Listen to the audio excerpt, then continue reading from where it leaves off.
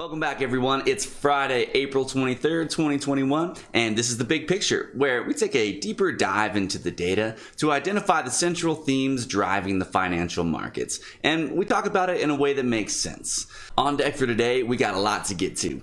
First of all, just yesterday, Biden came out proposing a potential doubling of the capital gains tax for people earning over $1 million a year, so a lot to unpack there. Also, a ton of new economic data coming out. Existing home sales we'll take a look at, as well as the KC Fed Manufacturing Index. So tons of economic data points to take a look at this week. We also saw a sector rotation into defensive stocks here later in this week with the sell-off on Thursday because of Biden's new proposal. So a little bit to get into in that regard. We'll touch on yields. We'll touch on the dollar. We're going to touch on commodities, equities broadly. So stick around, lots to get to, and I'll see you on the other side.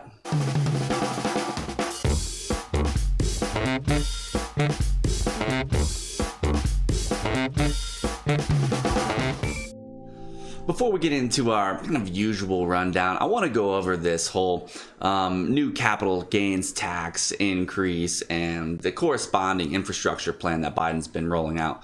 So, right now he's proposing a near doubling of the capital gains tax, which would effectively take the capital gains tax for individuals earning over $1 million annually from about 20% to about 39%. So an almost doubling of the tax rate there. So a substantial increase. Granted, that affects a very small percentage of Americans. So it's pretty early in the whole rollout of this policy. It is definitely something that Biden ran on in his campaign. So we expected to see something like this out of his administration. So it hasn't come as a shock to me necessarily to see something like this rolling out. And moreover, that, his initial proposal came out kind of hot, it scared the market big time yesterday. Market sold off like 1%. But I think if the market thought that there was any chance that it would actually pass the House of Representatives and the Senate in its current form, that the market would have probably been down a lot more because,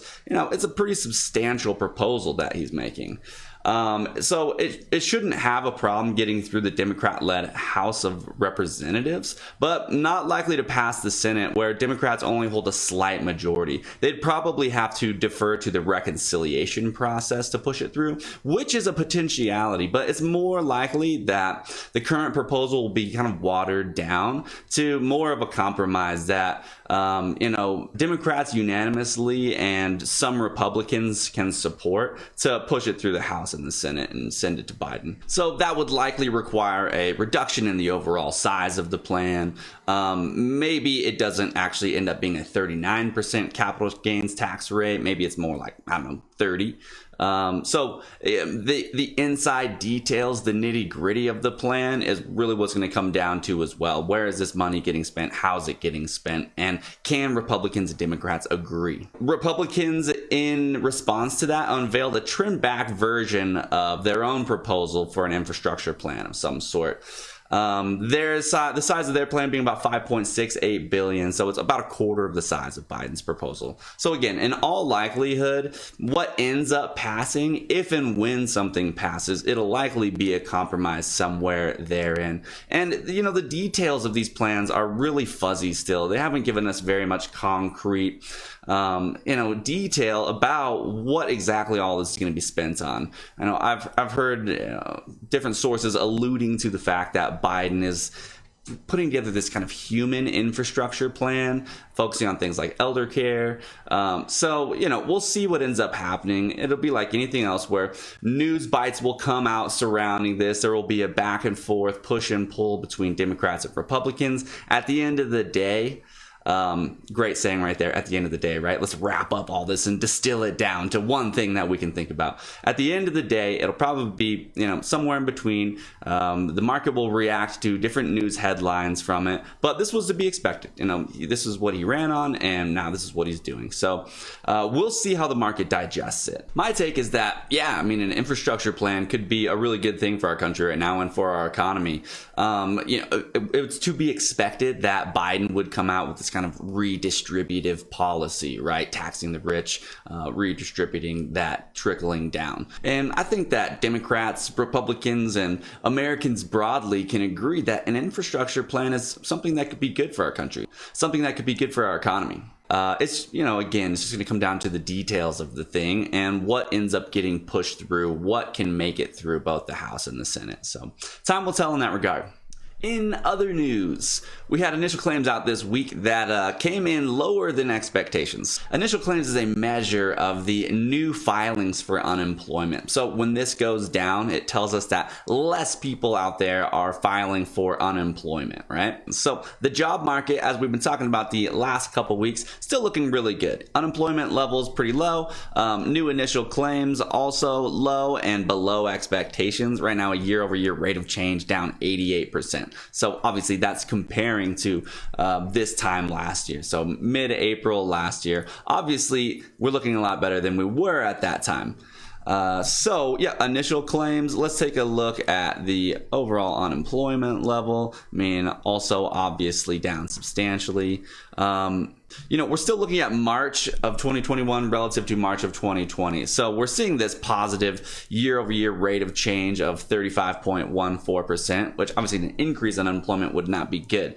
But that's because the real spike in unemployment hadn't really hit the U.S. economy yet in March. It wasn't until April, this big looming bar right here, where that data started to really show up. So when we get April's figures next month, this is going to look fantastic. We're going to see a huge plummet in the unemployment level on a year-over-year rate of change basis. So the employment picture, the labor market broadly improving and looking very nice. On the other hand, we have housing. Now, this has been a very different story and kind of a lot going on in the space. We talked about the last several weeks here on the big picture how supply is catching up with demand. So as yields have risen and mortgage rates have risen for home purchases, demand has waned a little bit because mortgages are looking less attractive as yields have pushed higher. Also, there's a supply shortage, right? So let's take a closer look at these things and what the data is telling us and how it's trending right now. So this is monthly home supply, right? This is the number of homes available to be purchased on the US market. So we can see that trending higher. On a year-over-year rate of change basis, still negative. But, again, we're looking back towards March 2020 data. But again, we're not yet to those easy year-over-year comparisons yet. I mean, this is February's data point, I believe, at the end here. Yeah, February. So as we get into March, April, and particularly May, we see that that's where supply really started to plummet here in the United States, as yields had declined substantially during that time, right? In reaction, again, to the coronavirus fallout. So, bing, bang, Bob's your uncle. So supply on the rise, more homes coming online. What about demand? The big data point this week was existing home sales and how they underwhelmed and didn't meet expectations. But let's take a look at new one-family houses sold in the United States. This will give us a little better picture of what's going on with demand. And we can see that demand has been trending down since the middle of 2020 or so. Year-over-year rate of change is still up 8.24%, right? But again, that's a year-over-year rate of change. So this is, once again, February's data point at the end here. Looking back to February 2020 is where you're getting that 8.24% gain. So haven't really hit that big change, that inflection point in the new one-family homes sold on a year-over-year basis. So, we didn't really start to see the effect of declining interest rates boosting demand until May of 2020 or so, this data point here. So as we get into April and May, we're going to have even more difficult of comparisons, right?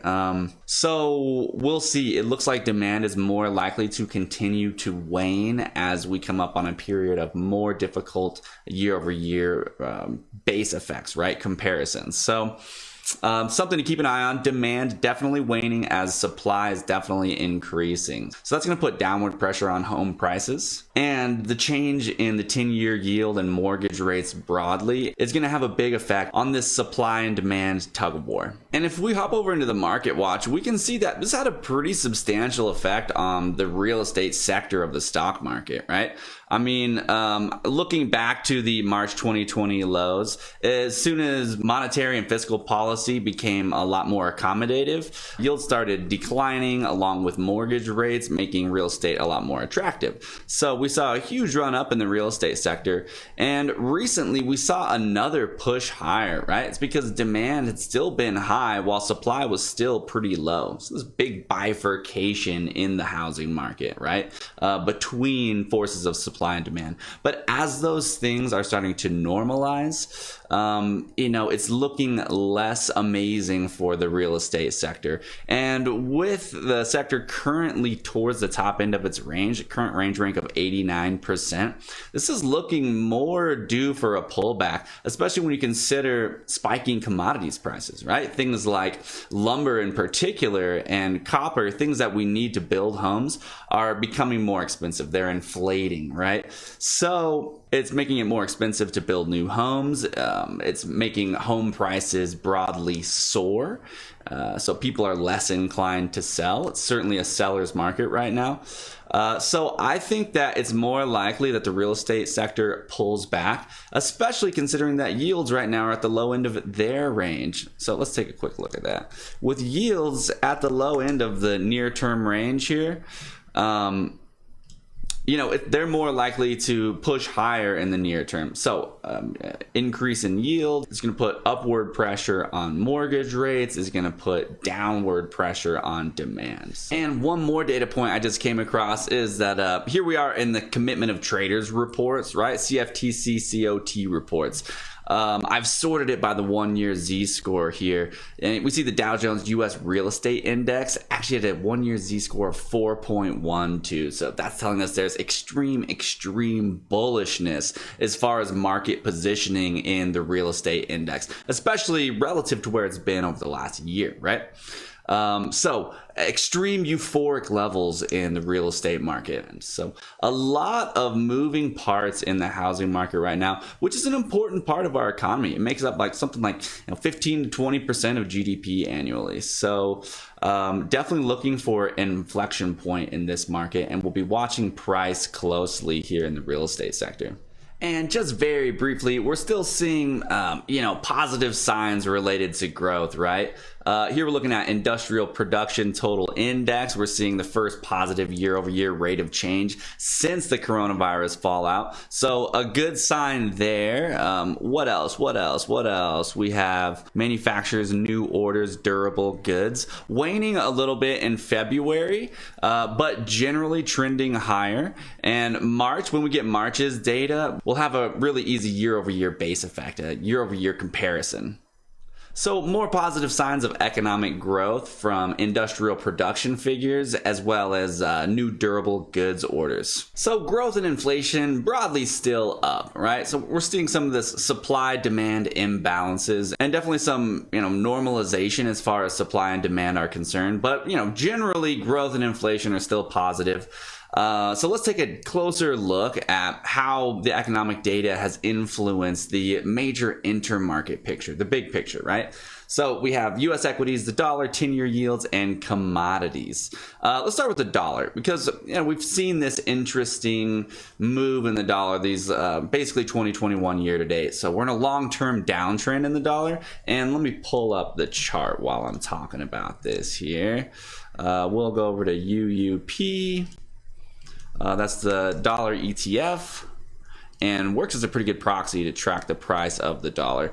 We can see we're in a long-term downtrend, midterm consolidation, basically starting at the beginning of 2021, where more recently, the beginning of March or so, we saw a move higher. And then at the very near term, the last 2 or 3 weeks, we've seen a reversal of that trend off the top of its range towards the bottom of its range, and that's where we are in the dollar right now with a current range rank of 22%. The dollar near the low end of its range, but still in this prevailing midterm uptrend. And we've made a series of higher lows and higher highs. Right now we're at another higher low.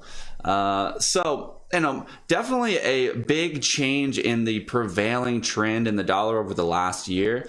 And we see that here in the current macro trends, US dollar long-term down, midterm consolidation. Near term, I'm calling it down again because of this most recent push lower. But really, the midterm and the near term could be interpreted as being up as well. So we're at a point now where does the dollar continue its prevailing long-term trend and move down from here? Or does it continue its prevailing midterm, near-term trend and push higher from here? It's going to have a very influential cascade effect throughout the rest of the financial markets.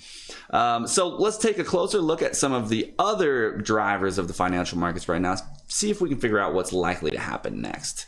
So 10-year yields we already took a look at, but let's pull that back up again. So looking back to the beginning of 2020, we see that huge plummet in the 10-year yield in response to the coronavirus fallout and fiscal and monetary, accommodative fiscal and monetary policy, right?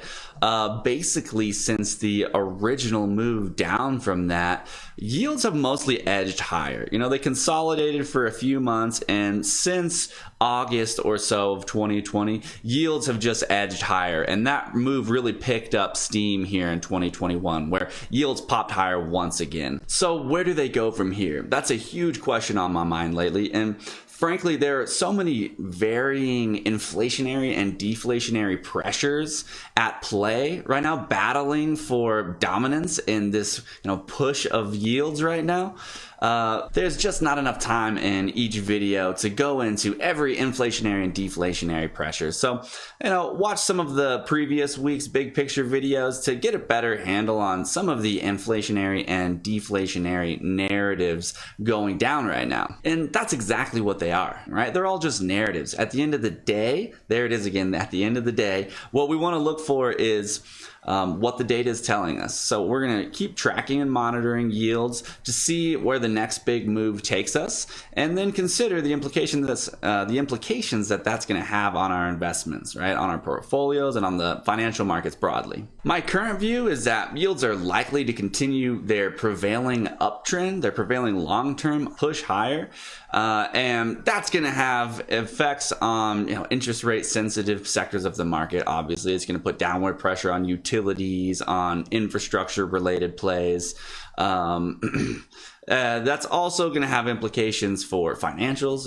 Financials tend to do good and tend to perform well in a rising interest rate environment. So a lot of ways that yields are going to affect our investments, right? I think the economy is going to continue to do well. That's going to push yields higher. The stock market's going to go higher with it, at least for the next couple months. When we get to the back half of the year, the year-over-year economic data comparisons get tougher at that point. So we'll see what the data is telling us when we get there, right? The important thing is to understand that yields could go higher from here, or they could completely break down from here. We want to make sure that we understand what's likely to happen in both of those scenarios and have a plan on how we're going to allocate and rotate our portfolios around to account for whatever scenario does end up playing out. So something to chew on and something to be thinking about, internalizing, making a plan for the most likely scenarios moving forward. With that, we also have commodities. Commodities looking great, across in all ways, across all time frames. So long-term, midterm, near-term trends all up. Let's take a closer look at what's going on in commodities. I'm going to pull up the technical chart here. Commodities, DVC is the ETF I like to track as a proxy for commodities prices. We see the long-term trend obviously up, again, accommodative fiscal and monetary policy. Easy money here in the United States has devalued the dollar. That's been a huge tailwind for the price of commodities broadly. Here's March 2020, pushing higher ever since then, and a prevailing long-term uptrend. As we zoom into the near term, we see that we kind of hit a peak. That was around mid-March or so, where we hit this peak in broad commodities prices, had a correction, kind of consolidated after that correction for a while, and recently have started to push higher once again. Notably, this push higher has been on decreasing volume, but also decreasing volatility. So supporting that move higher in commodities prices broadly. What's interesting is this sort of segmentation of what's happening in the commodities market. So let's take a closer look at the individual components in the DBC broad basket ETF of commodities. And we're going to want the market watch here. So we'll go to the commodities watch list. And I like to just sort this on like either 1 week or 1 month percent gain to see what's really been moving. So right now we're sorted on the 1 week percent move. We can see corn, wheat, soybeans, sugar, natural gas, agriculture, all doing really well this week. On the flip side of that, if we go to the bottom here, we see that crude oil down about 5%, uranium 2.8%, livestock 2.3%, energy broadly down 2%, rare earths down almost 2%. So a big segmentation, right? A bifurcation within the commodities market where certain commodities are really outperforming and soaring much higher, while oil in particular really having a tough time. So I think that's more of a secular trend, especially regarding oil, where there's been fundamental drivers in that space where there's talk of more supply coming online, so that would likely put downward pressure on the price of oil. Interestingly enough, though, we saw that the dollar had been in decline like the last 2 weeks or so, moving from the top of its range to the bottom of its range. So you would think that that would support oil, right? Weakening dollar makes it requires more dollars to purchase the same amount of oil, pushes the price of oil up. And I mean, we have seen that oil has generally performed pretty well over the 1 month, 3 month time frame. So, oil and energy broadly still in an uptrend. It's just been this kind of move back, this counter trend move this week with oil selling off. So, but with the dollar near the low end of its range, I think it's a likely mean reversion higher in the dollar. That's going to continue to put headwind, downward pressure on the price of oil. That's the move down the dollar is also probably a big driving factor of the commodities that have done really well, namely corn, wheat, soybeans, sugar. So again, the dollar having a hugely influential effect on the financial markets, commodities in particular. And if we look at the correlations right now, actually the US dollar correlations, we see that commodities, the negative correlation between the dollar and commodities is pretty strong right now, right? About as strong as it gets over the 15-day, 30-day, and 90-day, even to some extent periods. The move in the dollar is likely to continue to influence the move in commodities. Also, I want to talk about gold a little bit because we can see that while we're here that the inverse correlation between the dollar and gold is really strong right now too across the 15, 30, and 90-day time frames. You see that inverse correlation had waned a little bit in the more intermediate long term, but in the nearer term, a strong inverse correlation there. And what's more is the market positioning in gold, which has reached an extreme, right? So the market with a 1-year Z-score of negative 2.06 has an extremely low net long position in gold broadly, right? So the market is still net long with a current reading of 179,835,000 contracts. But relative to where it has been on average over the last year, that's really short. I mean, or at least it's a lot less net long. Let's pull that up on the actual chart here. Gold, that's the one right there.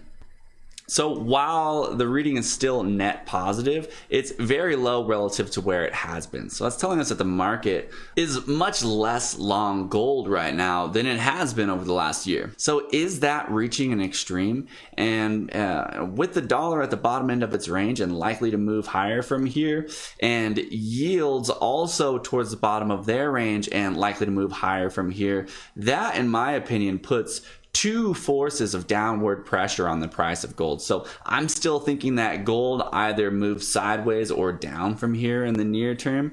But again, we'll keep track of the data and see what it tells us each new week and position our portfolios accordingly. Lastly, let's take a closer look at the US equities market. We're up across all time frames, long-term, mid-term, near-term uptrends. So let's have a closer look at what's going on internally within the equities markets.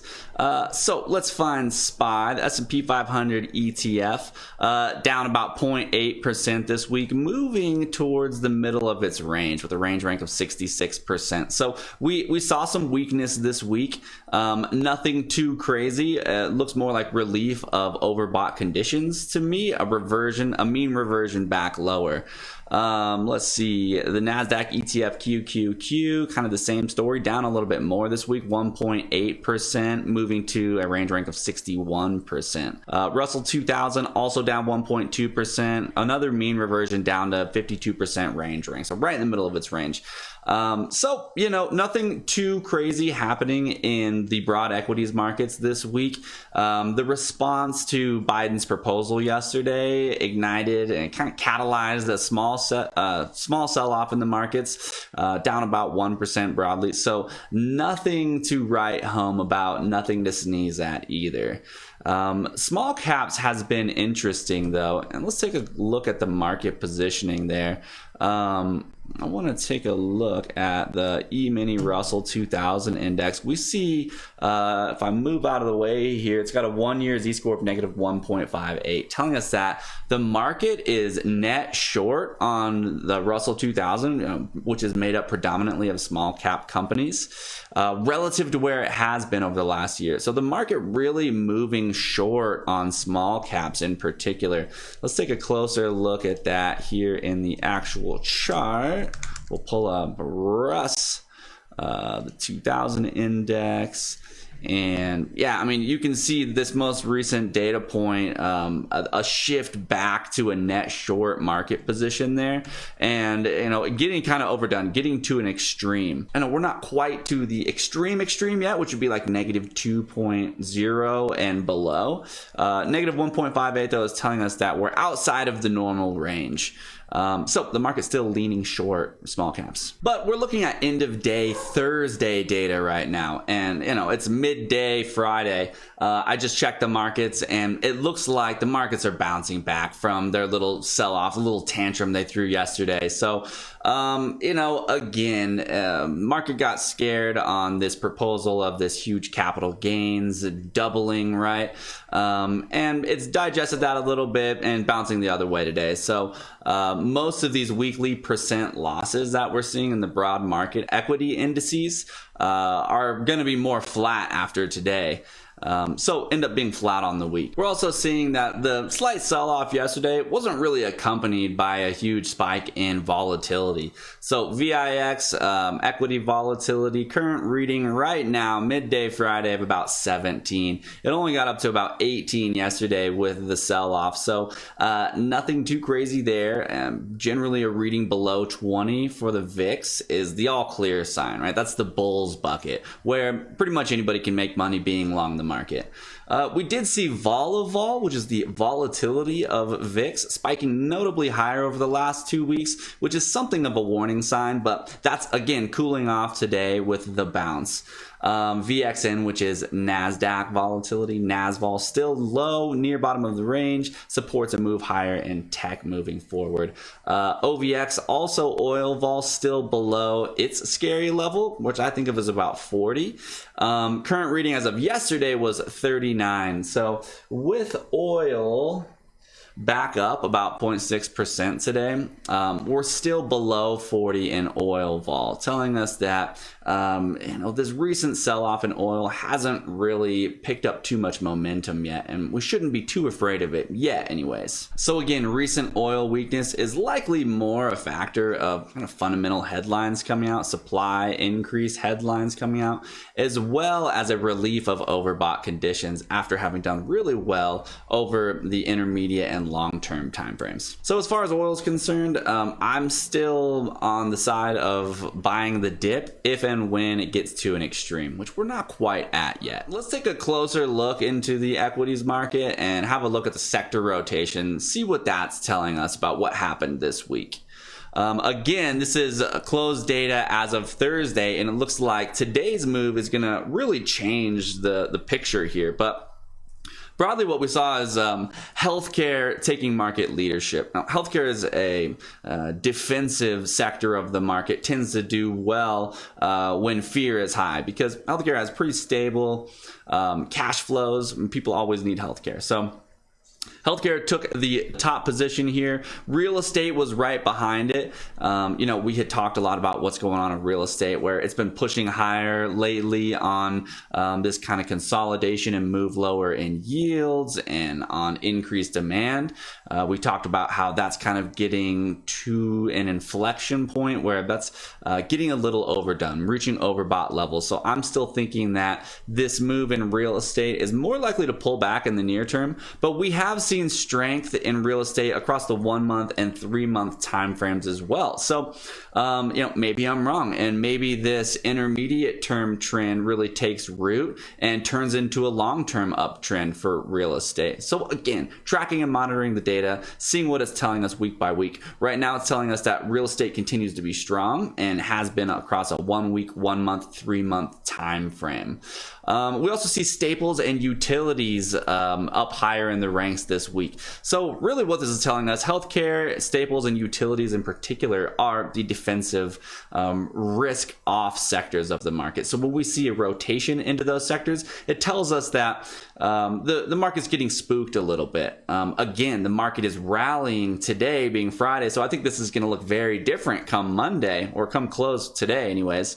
We see technology here towards the bottom of the spectrum, metals and mining also towards the bottom, where metals and mining has been the market leader over the 1 month, 3 month, 6 month, and 12 month time frames with the reflation trade. So we saw a counter trend move this week, right? Especially after Biden's proposed capital gains tax rate doubling.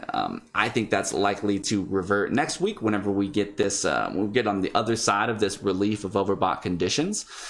So I'm still looking for the long-term and intermediate-term trends to resume, but time will tell. This whole move in real estate is definitely starting to get interesting and starting to take root. Energy still really struggling in the near term, although it's done really well in the intermediate and long term. So does that continue, or do we resume the intermediate long-term trends there? A lot of questions need answering here. Once again, track and monitor the data, see what it tells us each new week. So what to look out for next week? The April sell-off in the US dollar to the low end of its range has been a tailwind for broad commodities. We saw, especially over the last 2 weeks, that commodities have performed really well, ex oil, right? And gold in particular. So broadly, commodities doing really well, but oil and gold, notable exceptions to that. So oil has not participated in the commodity strength and has brought down the total return of the broad commodities ETF, DBC. Some bifurcation in the commodities market with the corn, wheat, soybeans, sugar up big this week, while oil, gas, rare earths, livestock, and gold all sold off, even in the face of that declining dollar. So commodities market definitely something I'm watching in conjunction with this move in the US dollar. If the US dollar near-term strength subsides as it did this week, expect continued strength in commodities and likely in oil too, especially once we get to the other side of this fundamental increase in supply news and the market kind of digests that a little more. 10-year yield also at an extreme below the low end of its range as of close Thursday. So this is creating a higher probability of a pop higher as it mean reverts next week. I've used the intermediate and long-term uptrends in yields will remain in place. It's going to have a negative impact on interest rate sensitive sectors, namely utilities, REITs, and infrastructure related companies, and that would be a positive tailwind for financials, in particular banks, right? Because banks tend to perform well in rising interest rate environments where they can be more profitable on the spread between the interest they're collecting on long-term loans that they're lending out relative to the short-term interest rates they're paying on deposits in their banks. So up yields would be a tailwind for financials. So a lot of moving parts in the market this week. As always, a lot to chew on. Let's jump into some action items. So we talked a lot about real estate earlier in the video. You know, it's been a huge 20% gain so far ish this year to date. About 15% of that has been since early March. So definitely popping higher here in the near term on increased demand and limited supply. So supply, though, as we looked at the economic data, is starting to catch up with demand, and yields and mortgage rates have crept higher. So demand waning as mortgage rates are less attractive than they were, although on an absolute value basis and relative to history, still quite attractive. So this pop higher looking a little overdone, especially when you consider market positioning is extremely net long right now. You know, it was a 1 year Z-score of like 4.16 or something, telling us that the bullish positioning, the net long positioning right now is to such an extreme that it happens less than 0.01% of the time. So extreme euphoria right now in the real estate sector. And with yields again at the bottom of the range and likely to mean revert higher over the next couple of weeks, I'm thinking that we see short-term weakness in the real estate sector. What happens after that, we'll see. You know, again, tracking and monitoring. Financials, bank stocks in particular, we just talked about this, have a favorable tailwind in a rising interest rate environment. What else? This sell-off in energy, the 1 week and 1 month returns being down, and here, let me show you what I'm looking at here. But energy in the intermediate and long term has still outperformed for the most part, right? The 3 month time frame towards the top of the spectrum here. 6 month, it's number 2 position. The 1 year, you know, kind of mixed. So we're at this inflection point with oil. It's going to be hugely impacted by forces of supply and demand, as well as the relative strength of the dollar. So with the dollar near the low end of its range and likely to mean revert higher over the next couple weeks, that is going to put another dampening effect on energy and oil in general. But I'm still of the opinion for now, with oil vol being low and growth, economic growth mostly pushing higher and positive still, I still think that we're going to be looking out for a resumption of the uptrend, the long-term and mid-term uptrend in energy and oil. So as long as I get good signals from volume and volatility related to energy and oil, I'll probably be buying dips in those sectors still.